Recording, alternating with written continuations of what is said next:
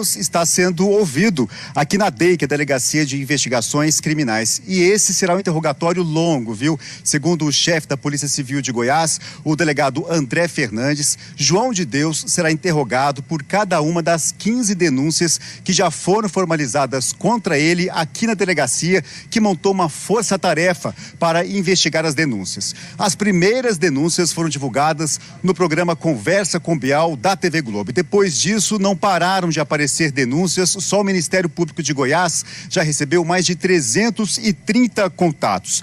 João Teixeira, que é também conhecido mundialmente como João de Deus, não deve dormir aqui. Depois do interrogatório, ele deve passar pelo IML, onde vai fazer exame de corpo de delito, e deve ser levado em seguida para o complexo prisional de Aparecida de Goiânia, que fica aqui na região metropolitana. Lá está sendo preparada uma cela para ele no núcleo de custódia, que é uma espécie de presídio de segurança máxima aqui em Goiás. João de Deus, ele apareceu aqui, chegou aqui sob um forte esquema de segurança bem no finalzinho da tarde. E vamos acompanhar agora como foi que ele se entregou à polícia, que desde sexta tenta cumprir um mandado de prisão, na reportagem de Honório Jacometo. João de Deus se entregou à polícia por volta de 4h30 da tarde numa estrada em Abadiânia, a 90 quilômetros de Goiânia. Antes de se entregar, o médium deu uma rápida declaração à jornalista Mônica Bergamo, da Folha de São Paulo. Por que o senhor está hoje se entregando à polícia? Por que o senhor não se entregou antes? Como é que foi esse processo? Na hora que eu fiquei sabendo, eu me entrego à justiça divina e à justiça da terra que eu prometi, e estou indo agora para me entregar, porque eu fiquei sabendo pelo meu advogado que está aqui presente, o Dr. Toron. Segundo a jornalista, depois disso, o médium passou mal, estava trêmulo e pediu para tomar um remédio, porque tem problemas no coração. 1h30 depois, o preso chegou ao complexo de delegacias da capital. João de Deus não usava algemas. A gente está ao vivo aqui da porta da delegacia da DEIC. É nesse carro aqui que está o preso João de Deus. A gente acompanha o momento em que ele vai descer aqui dessa viatura da Polícia Civil. Ele que estava sendo procurado já há 2 dias. O advogado Alberto Toron disse que é preciso investigar com bastante cautela todas as denúncias. Essas denúncias, elas devem obedecer a um rigoroso escrutínio. Chama a atenção, em primeiro lugar, fatos de 30, 35, 20 anos, 10 anos atrás, serem revelados apenas agora. Em segundo lugar, o relato de testemunhas que, embora violentadas, voltaram 1, 2, 3, 4, 5 vezes e outras tantas vezes. Nós, em respeito a estas testemunhas, em respeito a essas mulheres, vamos aguardar, primeiro, conhecer o que elas disseram, porque até hoje não nos foi dado a conhecer, senão agora, numa leitura rápida, alguns destes depoimentos. Então veja, é preciso que, em primeiro lugar, nós conheçamos esses depoimentos para poder fazer com calma, com respeito, a crítica a estes. O delegado-geral da Polícia Civil de Goiás disse que os depoimentos das vítimas foram fundamentais para o pedido de prisão. Vocês ouviram mais de uma dezena de mulheres. Havia convicção da Polícia Civil nesses depoimentos que foram ouvidos, foram colhidos aqui nessa força-tarefa montada pela Polícia Civil e pelo Ministério Público, para que se fosse pedido esse decreto de prisão contra o médium João de Deus? Com certeza, a Polícia Civil colheu ao todo 15 depoimentos. São depoimentos contundentes, precisos, apresentados em um depoimento longo de mais de 2 horas, colhendo todos os detalhes, todas as circunstâncias. Então a Polícia Civil formou a convicção nesse sentido já na quarta-feira. Fizemos o pedido de prisão por intermédio da força-tarefa, coordenada pelo Dr. Branco, logo na quarta-feira de manhã, mas só que mantivemos o sigilo, porque a investigação exige sigilo, né? A Polícia Civil ela deve apresentar o resultado, agora o caminho nós não podemos revelar. Além de todos os relatos de abusos sexuais colhidos pela Força-Tarefa, do Ministério Público e da Polícia Civil, os investigadores também se basearam num outro indício para pedir a prisão do médium João de Deus. Um relatório do COAF, o Conselho de Controle de Atividades Financeiras, que revela que assim que soube das investigações, O médium fez uma movimentação atípica nas suas contas bancárias.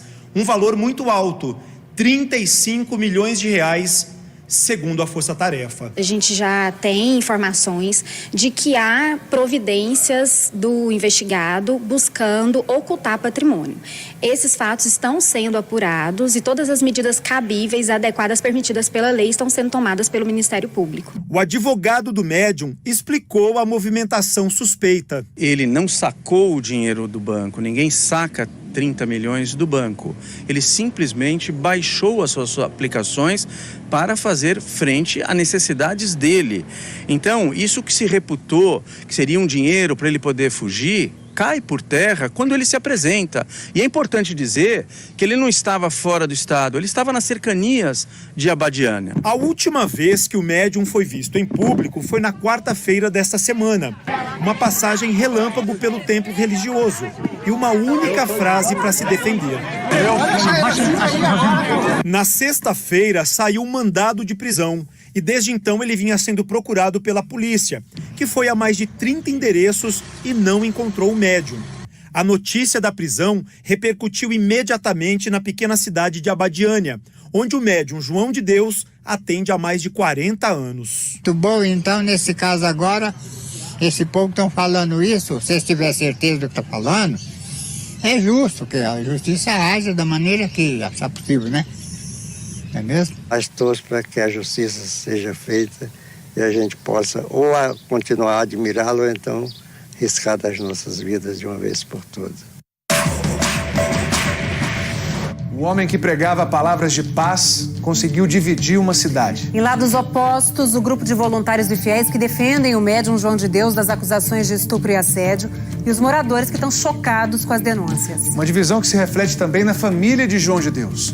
A filha acusa o pai de estupro. Os irmãos dizem que essa filha só está interessada no dinheiro. E todos se fazem a mesma pergunta: o que será de Abadiânia sem João de Deus? Dalva Teixeira de Souza, filha mais velha de João de Deus. Ele é maquiavélico, dominador, sedutor. Cíntia de Faria, outra das 5 filhas mulheres do médium. Ele está sendo uma vítima. Estão fazendo um complô contra ele.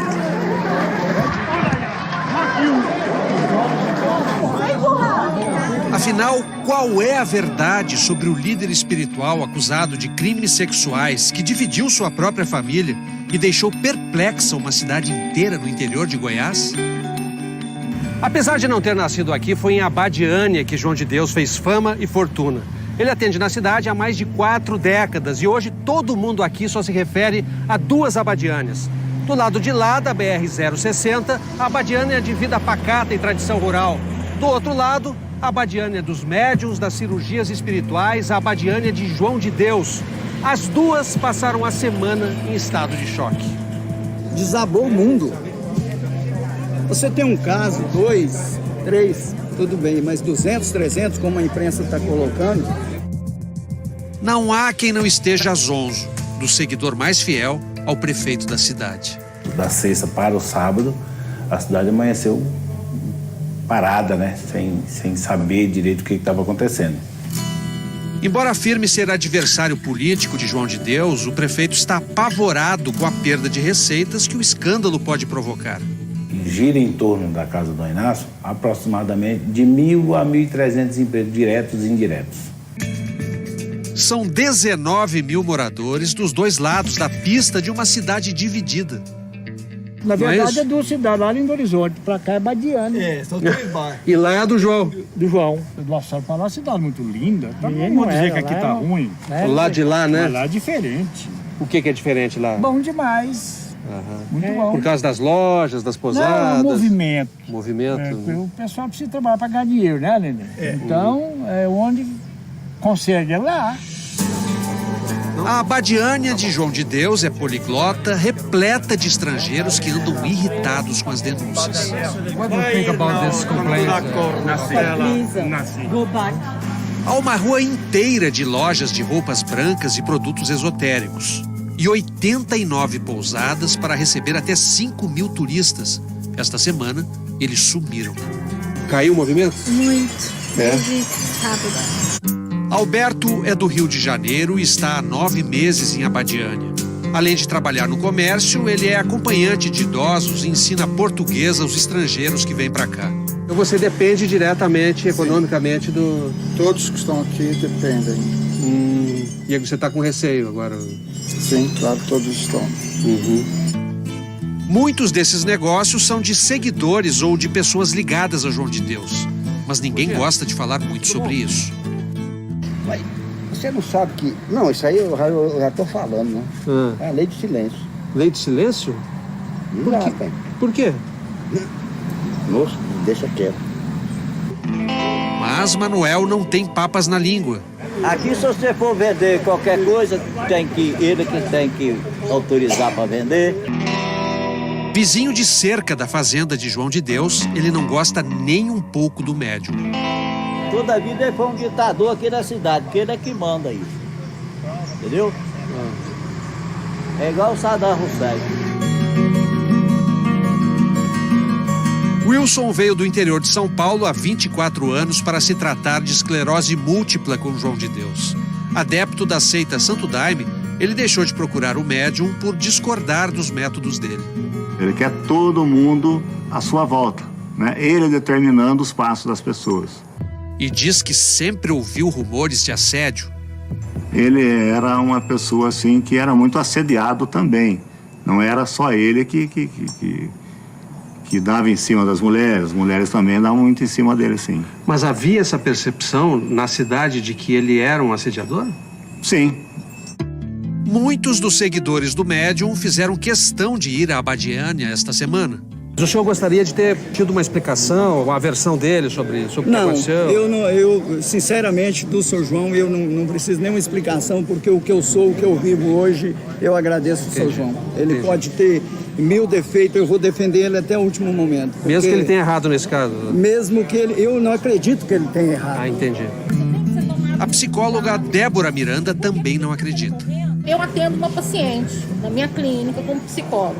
Depois dos fatos, ela acha que com 7 anos ele tocou na vagina dela, certo? Mas isso, será que não é porque uma falou, a outra falou?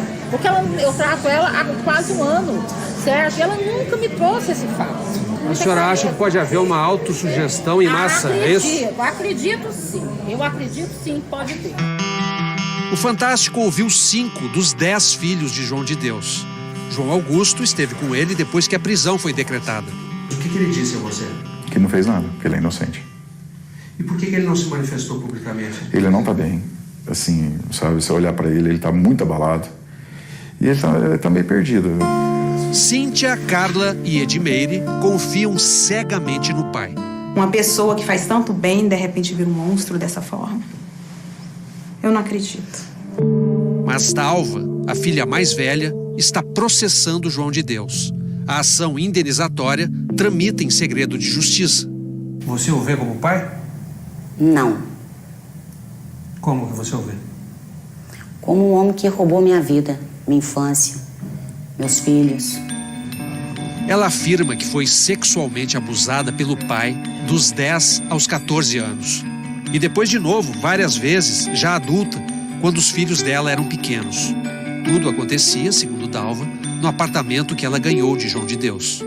Aí ele pegou e me levou abriu um quarto, todo cor de rosa, com colcha de piquê, tapete rosa, tudo rosinha, e disse: isso aqui é para sua filha. E abriu o outro e disse para mim: esse é dos seus filhos, todo decorado, coisa mais linda do mundo.